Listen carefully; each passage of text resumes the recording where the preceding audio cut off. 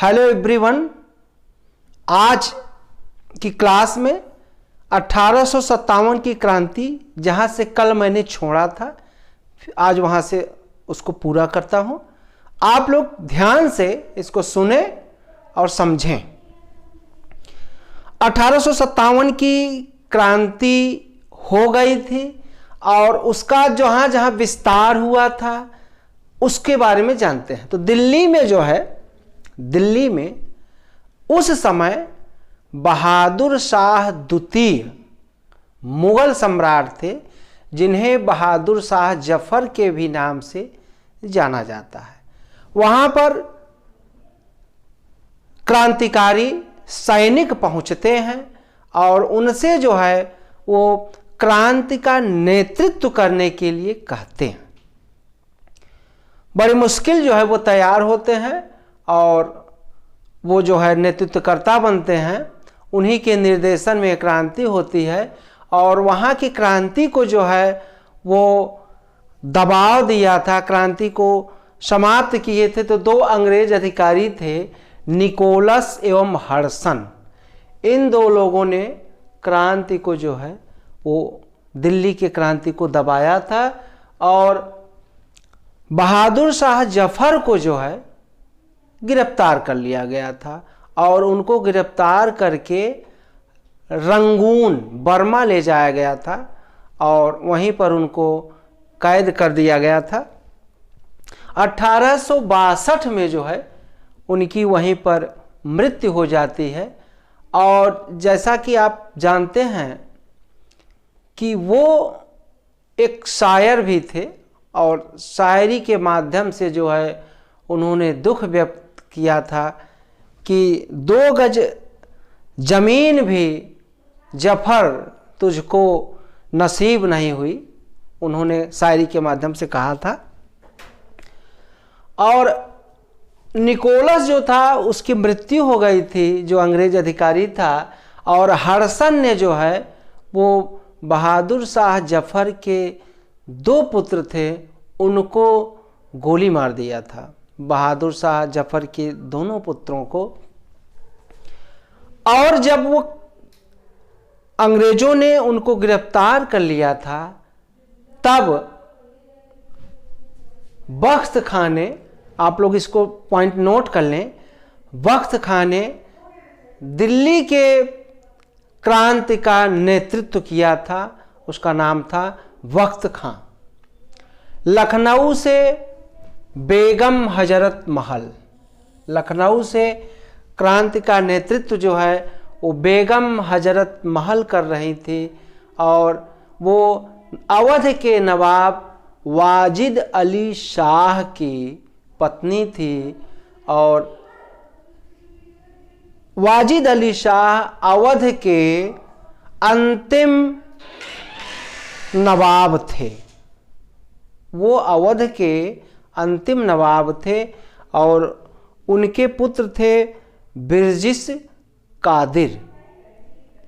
बेगम हजरत महल ने क्रांति का नेतृत्व किया था और अंग्रेजों ने जब उस पर दबाव दिया, उन पर, वो अंग्रेज अधिकारी जो था उसका नाम था कैंपबेल। कैंपबेल ने जब दबाव दिया था तो वो नेपाल भाग गई थी और उनके पुत्र जो है बिरजिस कादिर जो है उसको देख रहे थे। कानपुर से जो है नाना साहब, जो पेशवा बालाजी बाजीराव द्वितीय के दत्तक पुत्र थे, वो कानपुर से क्रांति का नेतृत्व कर रहे थे और उनके सहयोगी थे, कमांडर थे, सेनापति थे। उनका नाम था तात्या टोपे, तात्या टोपे। और तात्या टोपे का असली नाम था रामचंद्र पांडुरंग। उनका वास्तविक नाम था रामचंद्र पांडुरंग। और जब उस कानपुर की नेतृत्व को, क्रांति को दबाया था, वो वही अधिकारी कैंपबेल ही था। कैंपबेल ही जो था वहाँ की क्रांति को दबाया था। तो उस समय तात्या टोपे जो है वो ग्वालियर चले जाते हैं और ग्वालियर में क्रांति का नेतृत्व करते हैं। और जब वो क्रांति का नेतृत्व उस समय कर रहे थे तो वहीं पर एक मान सिंह नाम का व्यक्ति था जो विश्वासघात किया जिसने, और अंग्रेज़ों को बता दिया और वहीं पर जो है उनको कैद कर लिया गया था तात्या टोपे को। बरेली से खान बहादुर, बरेली से खान बहादुर क्रांति का नेतृत्व कर रहे थे। आप लोग एक बार ध्यान दें, इसका स्क्रीनशॉट ले लें आप लोग।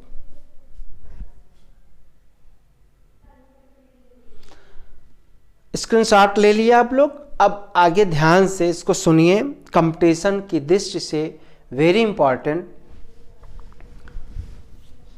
बरेली से खान बहादुर ने क्रांति का नेतृत्व किया था और उस बरेली के जो क्रांति थी उसको दबाए थे। उसका अंग्रेज अधिकारी था कैंपबेल, उसका नाम था कैंपबेल। झांसी से रानी लक्ष्मीबाई क्रांति का नेतृत्व कर रही थी और झांसी के आंदोलन को, विद्रोह को दबाया था ह्यू रोज ने, उसका नाम था जनरल ह्यू रोज। और जब झांसी की रानी वीर गति को प्राप्त हो गई थी तो उस समय ह्यू रोज ने कहा था कि क्रांतिकारियों में एक ही मर्द मुझे दिखाई पड़ा और वो मर्द थी रानी लक्ष्मीबाई।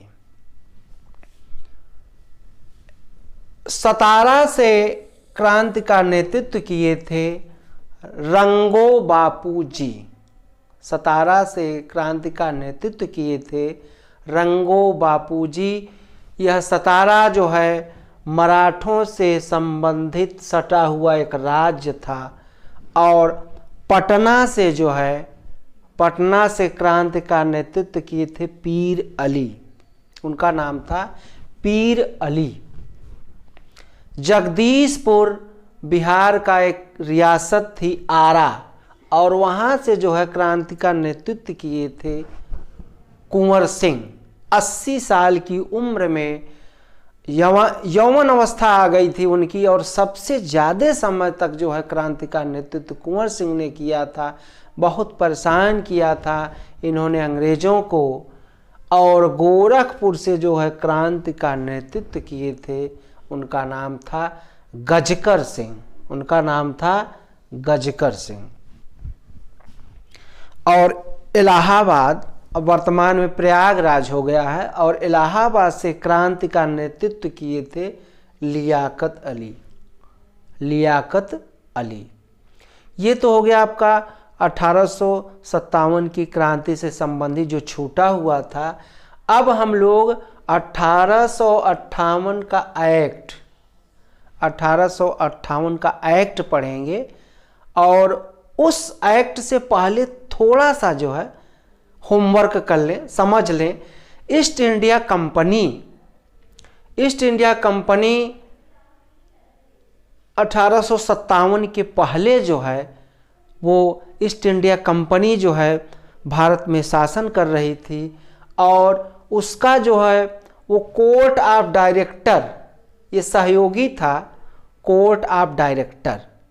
और कोर्ट ऑफ डायरेक्टर पर नियंत्रण जो है वो ब्रिटिश पार्लियामेंट करती थी। कोर्ट ऑफ डायरेक्टर और ईस्ट इंडिया कंपनी पर जो नियंत्रण था वो ब्रिटिश पार्लियामेंट का था। सबसे पहले एक अधिनियम आया था, चार्टर एक्ट आया था 20 साल के लिए, 1773 का रेगुलेटिंग एक्ट, रेगुलेटिंग एक्ट 1773 में आया था, और 1773 में रेगुलेटिंग एक्ट आया था।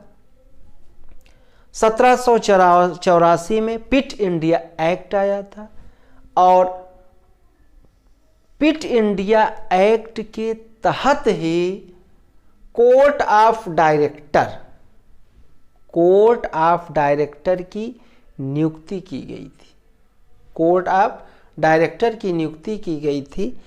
अब 1858 का अधिनियम, 1858 का अधिनियम क्रांति के बाद जो है आता है और इसको जो है नाम दिया गया the act for better government, the act for better government of India. फिर से देख लें, the act for better government of India. और उस समय कुछ ही टाइम के लिए वायसराय जो बन गया था या लॉर्ड जो है वो डर्बी हो गया था। क्रांति तो हुई कैनिंग के समय में और ये जो अधिनियम आया वो डर्बी के समय आया, वायसराय।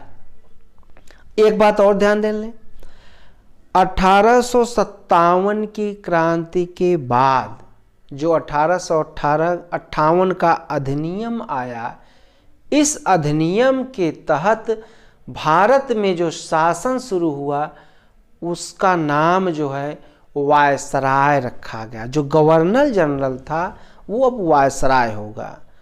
एक पॉइंट और नोट करें, भारत का अंतिम गवर्नर जनरल लॉर्ड कैनिंग और भारत का प्रथम वायसराय लॉर्ड कैनिंग, वह दोनों था। वह अंतिम गवर्नर जनरल था और प्रथम वायसराय था। तो ये हो गया the act for better government of India. इसके तहत हुआ क्या, क्या क्या सुधार हुआ, क्या क्या बातें आई, उसको देखें। EIC के शासन की समाप्ति हो गई, ईस्ट इंडिया कंपनी के शासन की समाप्ति हो गई और द्वैध शासन भी समाप्त हो गया। जो द्वैध शासन जो था बंगाल में, कोर्ट ऑफ डायरेक्टर और बोर्ड ऑफ कंट्रोल, ये जो बातें थी वो समाप्त हो गई, द्वैध शासन की समाप्ति हुई।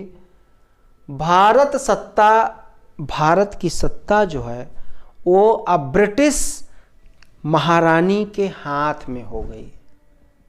भारत की सत्ता जो है वह ब्रिटिश महारानी के हाथ में चली गई और क्राउन का शासन शुरू हुआ। क्राउन का शासन, भारत में क्राउन का शासन शुरू हुआ। नाम मात्र की जो मुगल सत्ता थी, मुगल शासक नाम मात्र की जो सत्ता थी वह भी समाप्त हो गई, उसका भी अंत हो गया बहादुर शाह द्वितीय के बाद। गवर्नर जनरल का नाम जो है वो वायसराय कर दिया गया। वो क्या कर दिया गया, वायसराय कर दिया गया। और जो एक कमेटी बनी थी, परिषद बनी थी भारत में शासन करने के लिए, जो 4 मेंबर होते थे अधिनियम के द्वारा, 1773 के अधिनियम के द्वारा, उसको समाप्त कर दिया गया और जो है एक सचिव की पोस्ट आई। भारत में एक सचिव हुआ, भारत सचिव उसका नाम रखा गया। वह जो है वो नियंत्रण स्थापित, उसका शासन शुरू हुआ, वो नियंत्रण करता था। कोई भी बात छोटी हो बड़ी हो वो ब्रिटिश पार्लियामेंट में बताता था कि भारत में ये घटना घटी। और जो भारत सचिव होता था वह ब्रिटिश पार्लियामेंट का मेंबर भी होता था, वह ब्रिटिश पार्लियामेंट का मेंबर होता था। और सबसे पहले जो ब्रिटिश भारत सचिव बनता है उसका नाम था चार्ल्स वुड, उसका नाम था चार्ल्स वुड, जिसके जो वुड घोषणापत्र, जिसके काल में भारत का शिक्षा से संबंधित सबसे बड़ी, जिसको मैग्ना कार्टा कहा गया, वुड घोषणा पत्र आया, वही जो है भारत का पहला जो है वो सचिव बनता है 1858 में। वो पार्लियामेंट का मेंबर होता था। आगे देखते हैं, उसके लिए एक सलाहकार समिति बनाई गई, सलाहकार परिषद, और उस परिषद में जो है वो 15 मेंबर होते थे, 15 मेंबर होते थे। 7 मेंबर जो है उसमें से जो 7 मेंबर थे उनकी नियुक्ति जो है ब्रिटिश महारानी करती थी, उनकी नियुक्ति ब्रिटिश महारानी करती थी। और 8 मेंबर जो थे OEIC, ईस्ट इंडिया कंपनी के जो यहाँ शासन कर चुके थे लॉर्ड, उन्हीं में से जो अच्छे सदस्य थे उनको रखा जाता था। इस तरीके 15 जो है वो मेंबर थे, 15 मेंबर थे। अब ये तो हो गया भारत शासन अधिनियम 1858। लॉर्ड कैनिंग के बारे में भी जानकारी प्राप्त करें। लॉर्ड कैनिंग जो अंतिम गवर्नर जनरल और प्रथम वायसराय, इसका 2 प्रकार का शासन, एक तो 1856 से 1858, 1856 से 1858 उस समय ये भारत का गवर्नर जनरल रहता है। दूसरा 1858 से 1862, इस समय ये भारत का वायसराय रहता है। इसके समय भारत में जो है विधवा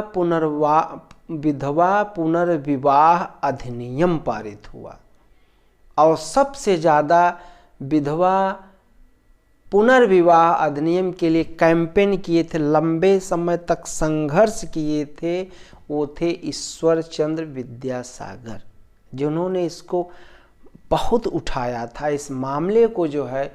और तब जो है ब्रिटिश पार्लियामेंट ने जो है विधवा पुनर्विवाह अधिनियम बनाया, और इसके तहत ईश्वर चंद्र विद्यासागर ने सबसे पहले अपने पुत्र की शादी जो है एक विधवा से करते हैं। तो विधवा पुनर्विवाह अधिनियम, इसके काल में 1857 का विद्रोह होता है, 1857 का विद्रोह होता है। इसी के काल में एज ऑफ कंसेंट बिल आया, एज ऑफ कंसेंट बिल आया, जिसके तहत ये निश्चित किया गया कि लड़कियों की शादी 10 वर्ष से कम उम्र की नहीं हो सकती। जब उनकी शादी होगी तो उनकी एज 10 वर्ष से अधिक होनी चाहिए, ये नियम आया था। और लॉर्ड कैनिंग के ही समय नमक पर टैक्स लगाया गया, नमक कर लगाया गया, जो बाद में गांधी जी जो है नमक सत्याग्रह करते हैं और इस कानून को तोड़ते हैं।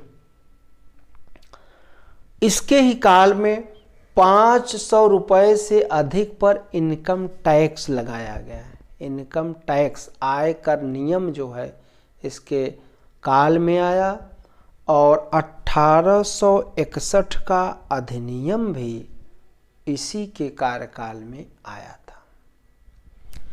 इसके कार्यकाल में IPC, CPC, CrPC, IPC, CPC, CrPC दंड विधि को भी पारित किया गया था, दंड विधि को भी पारित किया गया था।